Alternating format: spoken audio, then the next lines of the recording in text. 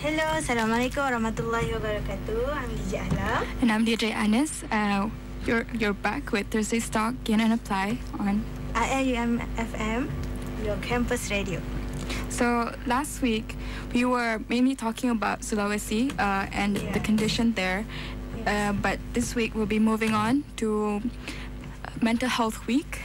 So AHLAAM, what is that?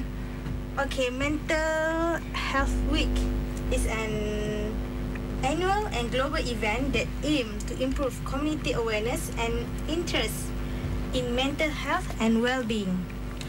So, for today's topic, we have special guests to discuss on. So we'll be discussing the importance of raising awareness on the issues of mental health and why you should pay more attention to it. Our special guest is... Okay, Assalamualaikum. Hi everyone. I'm Nur Syahidah Aqilla Kamari, third year psychology student, and currently holding a position as the Vice Chairperson to Syahidah 2017-2018, and then I'm also the Vice Executive Manager for World Mental Health Week 2018. Wow. You have Vice President. So can you tell us more about the event? Okay, basically about World Mental Health Week. World Mental Health Week is a one-week program in which conducted by Syahidah Secretariat of Psychology from 18 to 12 October 2018. And then for World Mental Health Week 2018, we aim to first provide the right information and facts about mental health with reliable sources through exhibition and informative talks. Secondly, we aim to educate students on how to respond to those in need of mental health services through mental health awareness training that will involve an expert in clinical psychology. And then third, to spread the awareness about mental health to Iium students and community by promoting campaign in social media with specific hashtag. And then untuk World Mental Health Week 2018, kami menggunakan tema hashtags Bounce Back Stronger, in which we wish to educate, spread the awareness and fight against the stigmas on mental health issues. Yeah. So how has it been successful so far, do you think? Like, how is the reaction from for now, I can say that we receive a lot of support from our students especially, and then we also receive few requests and demands and questions related to our events so far. Which activity do you think okay guys, if you want to know more about World Mental Health Week that organized by Syahidah, stay tuned with us. We'll be right back. Assalamualaikum warahmatullahi wabarakatuh. We are back. I'm DJ AHLAAM. And I'm DJ Anis. And our guest, Aqilla. And you're listening to Thursday Stock, Gain and Apply on Iium FM, your campus radio. So, tadi kita ada guest kita, dia beritahu sikit yang Syahidah dia orang organize World Mental Health Week. Yeah. So program ni dia start dari 8 Oktober. Yes, 8 hingga 12. Yeah, boleh Kila bagi tahu sikit apa aktiviti yang telah dijalankan dan akan dijalankan? Okay. Sepanjang 8 hingga 12 hari bulan ini, World Mental Health Week, kami ada few programs and event yang kami dah jalankan. And then first of all, before we start our event, kami mulakan dengan kuliah hopping dengan hashtag I'm Not Ashamed. Okay, from this kuliah hopping, kami buat macam flash mob, moving on from kuliah to kuliah, to promote our event dengan cara kami tampilkan few people wearing box head during the kuliah hopping. Okay. Then we move on to exhibition. Exhibition ni kami buat daripada 8 hingga 11 Oktober dekat HL Square. Okay, as all of you can see, dekat HL Square tu, kami ada mental health screening, mental health care exhibition, video awareness exhibition and game booth. We also have a support provider group in which kami invite Telemi. And then pada hari Selasa yang lepas, kami ada It's in My Mind book launch during lunch hour from 12:45 to 1:45 PM. Okay. And then secondly, on Tuesday, we conducted a forum with the title Stress versus Depression. Thrive, not just survive. On Wednesday, and on Wednesday, which is on World Mental Health Day, we have a talk on how to be a good listener, in which kami invite speaker from Befrienders Kuala Lumpur. Okay, and then saya nak cerita sikit lah pasal World Mental Health Day ni. Okay, for your information, every year on 10th of October is World Mental Health Day, in which hari ni 10 hari bulan ni akan disambut dengan menggunakan different tema. And then tema kali ni untuk World Mental Health Day is Young People and Mental Health in Changing the World. Okay. In my opinion, for this tema ni bagus and then dia menarik. Because as we can see nowadays, mental health issue dia boleh bermula seawal umur 14 tahun. And then in social media also, pengguna kita ramai terdiri daripada young people kan. And then they tend to express their mental health condition without realizing that it is not a good platform for them to do so. And people outside also akan bagi diorang punya positive and negative feedback lah based on apa yang diorang faham. So that tema tahun ni, young people di-highlightkan to let them know that young people is one of the main figures that we need to focus when it comes to mental health issues. Okay. Saya sambung lagi.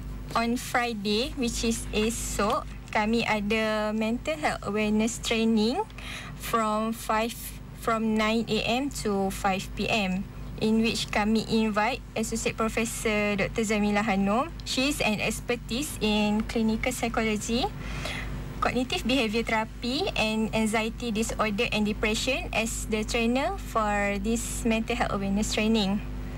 Also, during hari yang sama, waktu malam, kami ada teater bahasa Melayu in collaboration with Orfix dengan tajuk Halusinasi. Okay. Saya beli tiket tu. Come to our event. Okay. So, like, why is it like so important to raise awareness about mental health illnesses? Okay. Like, why do we need to have Mental Health Week? Okay, for me, World Mental Health Week is salah satu platform untuk kita spread the awareness. Awareness tu personally pada saya penting sebab through awareness, through the event, we show our support to those who are currently struggling with their mental illness. We don't know, right, apa yang diorang pendam, apa yang diorang nak orang tahu. And then I think based on apa yang kami conduct ni, kami encourage them to move forward lah, to show themselves, to reach us so that we know what they are struggling for. And then like, what about the people who don't know anything about mental illnesses, like, and how serious it is? Like, how do you think we should make them more aware? Okay. Other than through events. Okay, untuk stigma ni, Stigma ni pada saya, I can say so far for now benda stigma ni wujud lagi. Saya cakap ni based on experience saya doing my internship, in which from there I can see how people react and respond when it comes to mental health issue.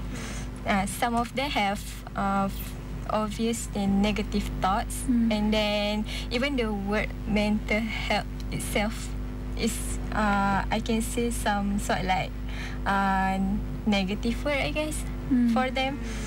And then what? And then your next question is, like, how do you think we should like make them aware of how serious it is? Okay. And then for me, on how to educate them is by we need to betulkanlah dia orang punya persepsi tentang mental health. It's not about negative things only.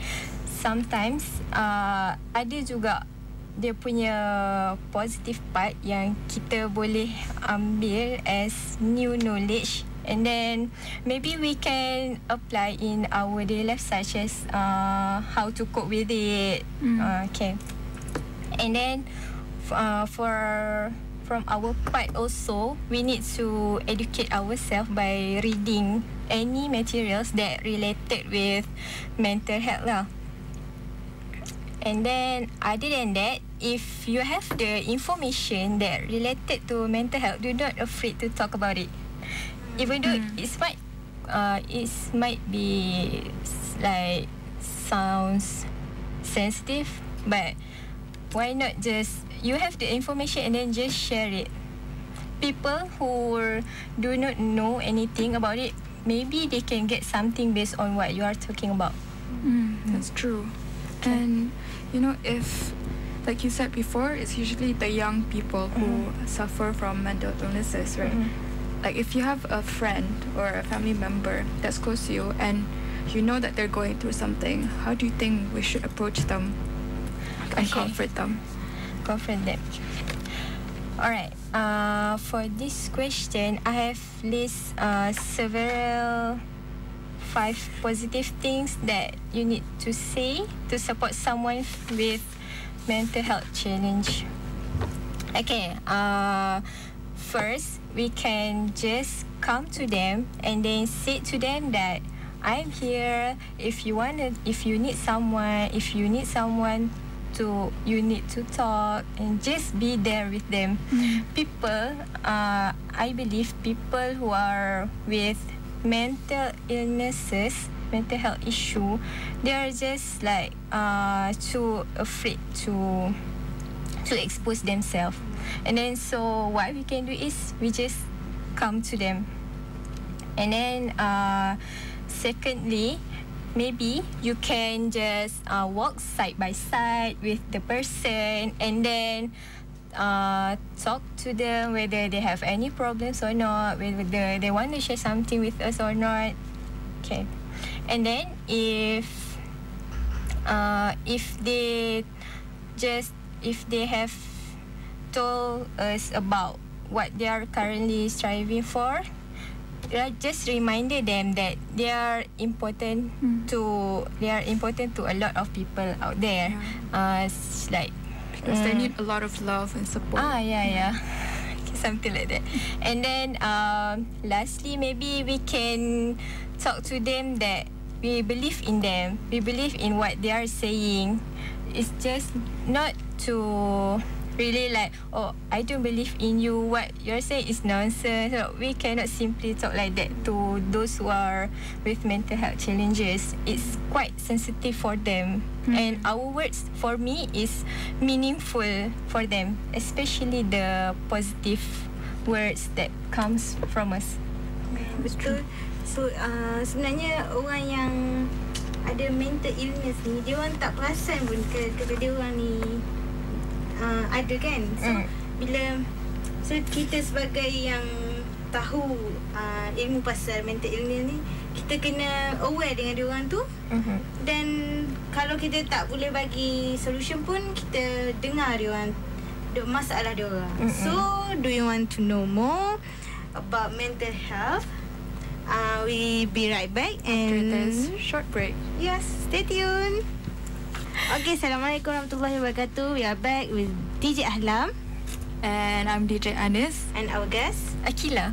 Yes, and we talk about World Mental Health Week organised by Syahidah. Okay, so tadi ni kita ada bincangkan betapa pentingnya awareness about mental illness ni. So dengan event yang Syahidah adakan, dia orang buat awareness pasal mental illness. So AHLAAM tertanya-tanya juga jenis-jenis yang ada dalam mental illness ni. Apa Okay, so kita bagi tahu sikit lah few disease yang related to mental illness. Okay, first is anxiety disorder. Secondly, bipolar disorder. Third, yang kita selalu dengar, depression. And then eating disorder also. And then eating disorder. Anorexia. Yeah. And then we have obsessive compulsive disorder, personality disorder, post-traumatic stress disorder, and then lagi satu famous mental illness yang kita selalu dengar is schizophrenia. Scary one. Yeah. So dalam banyak-banyak disease ni, yang mana Aqilla kan, kita tadi cakap Aqilla dah intern kan. So yang mana Aqilla dah macam handle dengan kes-kes ni? Okay, masa short sem yang lepas, saya buat intern dekat hospital in which saya attach under Department of Psychiatric. So that dekat situ saya mula expose dengan benda yang related dengan mental health issues ni. Okay, and then saya dah jumpa beberapa patient, even many patient dengan different disorder. And then yang saya berpeluang untuk saya buat intervention is dekat seorang patient ni, dia ada depression and suicidal thoughts. Okay, so untuk dia tu kami macam, sebab dia first time datang, so we provide them with the support and we encourage her to tell us more about apa yang disimpan. Basically dia striving dengan mental illness tu is because dia memendam macam terlalu lama, and that is not good for us actually. So that is why kita kena encourage these people to talk to us. Okay. And then dekat sepanjang saya intern tu juga, saya berpeluang untuk tengok sendiri how patient ni bila diorang berada dalam fasa, I can say diorang punya manic phase lah. Contohnya macam patient yang schizophrenia, sometimes diorang tak aware apa yang diorang sedang cakap, apa yang diorang sedang lakukan. So dekat situ juga sabar dia latih saya untuk lagi sabar, and then bantu saya juga untuk faham lebih dengan teori yang saya dah belajar lah dekat dalam kelas. So speaking of mental health, what kind of lifestyle do you think would be really bad, like detrimental to someone, like would make them vulnerable to mental illnesses like depression? Okay, in my opinion, ada several lifestyle yang boleh affect our mental health. First is unhealthy environment tu sendiri. Okay, as I can say, environment kita ni salah satu perkara yang kita kena ambil berat lah. Sebab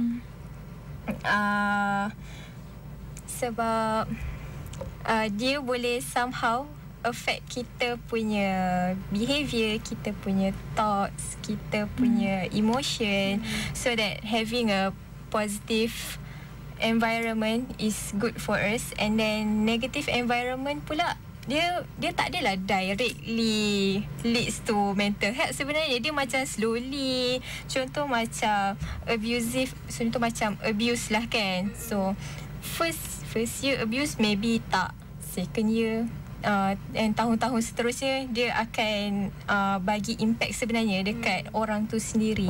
And then kita cuma sayang sekali kita cuma boleh nampak benda tu bila dia dah teruk. Macam tu. Sebab benda ni dia jangka masa lama. Efek dia tu dia tak sekarang-sekarang tu dia lepas tu baru dia maybe kita nak tengok orang tu macam sekarang okay. So in future slowly apa yang dia simpan, apa yang dia rasa tu kita tak tahu. And then itulah yang So if someone has a like depression, for example, like how should they live their life? Like what should they do to deal with it? Like to make sure that they don't become worse. Okay. For me, those with for example those with depression lah kan, first is dia kena surround themselves with positive people, because these positive people yang akan provide support to them. And then saya nampak juga benda ni bila saya jumpa patient yang dia before this macam severe lah juga, dia punya depression tu, and becoming better. Sebab apa? Sebab dia ada partner dia yang sangat positif, partner dia yang selalu you can do it, anything just let me know, let me temankan awak pergi mana-mana, jangan simpan apa-apa. Sometimes orang-orang sekeliling tu yang boleh membantu banyak lah, macam family members, even kita punya partner situ. Okay. And then relaxation techniques. Relaxation techniques ni saya belajar, saya apply benda ni masa saya internship juga. Saya nampak macam macam ni dia boleh apply. Relaxation techniques ni is deep breathing. Is it macam meditation ke macam mana? Dia macam bernafas dengan teknik yang betul. Boleh Aqilla demonstrate kan? Kita boleh demonstrate kat sini. Macam mana boleh ajar kita untuk bernafas secara betul? Okay. Sekejap ya. Bernafas pada cara yang betul. Yes, because if kita dalam keadaan yang emotion kita tak stabil, kita kena, cara kita bernafas tu sendiri sebenarnya main peranan juga, especially orang yang ada anxiety. So macam panic attack. Breathing technique is important lah for them. Okay. Let's do this. Okay. Basically, deep breathing ni dia involve pernafasan through perut. Biasanya kita bernafas just hidup and keluar kat mulut kan. So bila ada masa kita benda tu macam saya boleh cakap membantu, tapi dia maybe tak se-effektif deep breathing ni lah. Okay, jom kita buat. Okay, first kita kena duduk dengan position yang selesa. Okay. And then letak tangan dekat perut, and then lagi satu kat dada. Okay. Alright. Okay, semasa bernafas selalu kan kita bernafas macam perut kita yang kempis kan. Okay, untuk deep breathing ni perut kita yang kembung. Ya. Bila kita tarik nafas, perut yang boleh. Boleh. Tarik nafas through hidung, And then make sure angin tu dia ke perut. So bila, macam mana saya nak cakap take a deep breath through your nose and let your belly push your hands out. So okay, masa tarik nafas tu just dia macam kena gap dalam 5 to 6 second. And then once kita nak hembus tu, kita hembus through mulut. Macam tu. Okay, dia macam 1, 2, 3.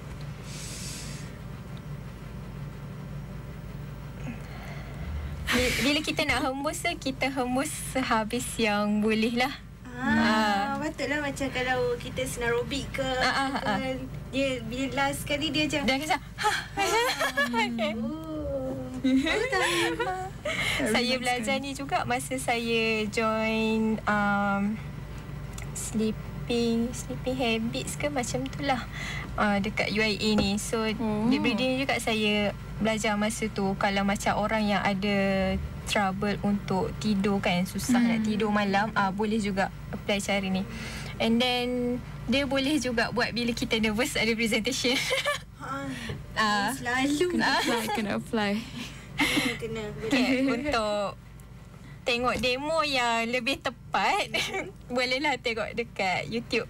Search je deep breathing exercise. Kat situ dia akan tunjuk cara. Okay. Itulah kita dah tahu sedikit jenis-jenis mental illness. And then Aqilla share pasal macam mana dia handle sendiri pesakit kita panggil pesakit mental illness. And Aqilla juga macam mana nak deal with them. And after this will be the last segment before we end our session. We'll be take a short break. So stay tuned. Assalamualaikum. We are back. I'm DJ Anis. And I'm DJ AHLAAM. And I'm Aqilla. Okay, so now that we're coming to an end of our show, we're just gonna conclude about what we've talked about. So basically, we talked about the significance of raising awareness about mental health issues. It's important to raise awareness in order to get rid of the stigma that exists around it, especially in Malaysia. Mental health issues should not be a taboo topic. In fact, we need to have a more open conversations about it so that people are no longer afraid to speak up about their own issues or feel ashamed of who they are because of their struggles that they have to deal with daily. They shouldn't be afraid to get the help they need, and they shouldn't ever have to feel alone. Yeah, that's true. Thank you Aqilla sudi jadi guest kami pada petang ni. Okay, thank you juga untuk Iium FM sebab jemput saya jadi guest untuk petang ni. So kita dah di penghujung rancangan Thursday Talk. Kita berjumpa lagi on Thursday Talk. Get and apply every 4 p.m. to 5 p.m. on the Iium FM, your campus radio. Bye. Assalamualaikum.